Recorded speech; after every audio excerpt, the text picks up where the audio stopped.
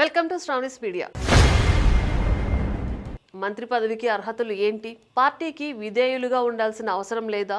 పార్టీలు మారిన వారే మంత్రి పదవులకు అర్హులా? చంద్రబాబుపై విమర్శలు, ఆరోపణలు చేసిన వారే మంత్రి పదవులకు అర్హులా?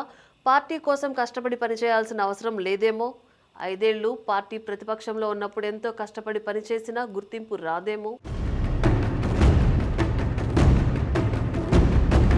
అధికారంలోకి వచ్చినా కూడా మంత్రి పదవులు రావని, ఆఖరి నిమిషంలో వైసీపీ నుంచి టీడీపీలో చేరిన వారికి ఎన్నికల్లో పోటీ చేసే అవకాశం ఇవ్వటమే కాకుండా ఎమ్మెల్యేగా గెలిచిన తర్వాత మంత్రి పదవులు ఇచ్చారని, ఆ విధంగా పదవులు పొందిన వారే ఎక్కువగా ఉన్నారంటూ ఇటీవల TDP senior MLA Bonda Uma బాహాటంగానే చేసిన కామెంట్లు సంచలనం రేపుతున్నాయి.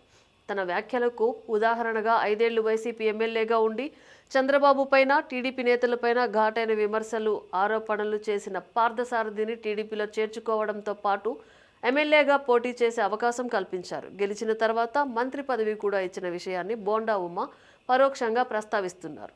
అదేవిధంగా మంత్రులు వాసంశెట్టి సుభాష్, కొండపల్లి శ్రీనివాస్, మండిపల్లి రాంప్రసాద్ రెడ్డి కూడా ఎన్నికలకు ముందు వైసీపీ నుంచి టీడీపీలో చేరిన విషయాన్ని బోండా ఉమ గుర్తు చేశారు. వైసీపీ అధికారంలో ఉన్నప్పుడు బోండా ఉమను అనేక విధాలుగా వైసీపీ నేతలు, వైసీపీ మంత్రులు ఇబ్బంది పెట్టారని, మాచర్ల పర్యటన సమయంలో బోండా ఉమ పైన హత్యాయత్నం కూడా జరిగిందన్న విషయాన్ని టీడీపీ నేతలు గుర్తు చేస్తున్నారు. వైసీపీ నుంచి టీడీపీలో చేరిన వారిలో సుమారు 20 మంది ఎమ్మెల్యేలు అయ్యారనే ప్రచారంతో పాటు విమర్శలు కూడా ఉన్నాయి. టీడీపీ అధికారంలో ఉన్నా లేకున్నా కాపు కులానికి చెందిన బోండా ఉమ పార్టీలోనే కొనసాగారని, ప్రజారాజ్యం పెట్టినప్పుడు కూడా బోండా ఉమను పార్టీలో చేరమని చిరంజీవి స్వయంగా ఆహ్వానించినా కూడా బోండా మాత్రం ఆ పార్టీలో చేరకుండా టీడీపీలో కొనసాగారని సీనియర్ టీడీపీ కార్యకర్తలు గుర్తు చేస్తున్నారు.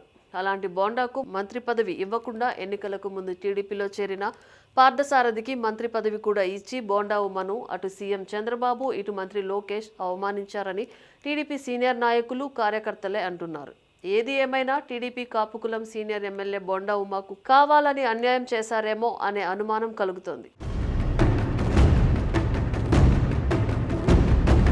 టీడీపీ అధికారంలో ఉన్నంతకాలం ఉమ్మడి కృష్ణా జిల్లాలో కమ్మ కులానికి చెందిన వారికి మంత్రి పదవులు ఇచ్చారని, మొదటిసారి ఆ 2 కులాలకు చెందిన వారికి మంత్రి పదవులు ఇవ్వలేదని, ఈ విషయంలో సీఎం చంద్రబాబు, మంత్రి లోకేష్ తప్పు చేశారనే కామెంట్లు టీడీపీ కార్యకర్తల వైపు నుంచి వినిపిస్తున్నాయి. ముఖ్యంగా బోండా ఉమ లాంటి సీనియర్ ఎమ్మెల్యేకి మంత్రి పదవి ఇవ్వకుండా ఎన్నికలకు ముందు టీడీపీలో చేరిన పార్థసారథికి, అది కూడా వైసీపీ ఎమ్మెల్యేగా ఉన్నప్పుడే చంద్రబాబుపై దుమ్మెత్తిపోసిన ఆయనకు మంత్రి పదవి ఇవ్వటంపై టీడీపీ నాయకులు, కార్యకర్తలు, ఆ పార్టీ సానుభూతి పరులే ఘాటుగా కామెంట్లు చేస్తున్నారు.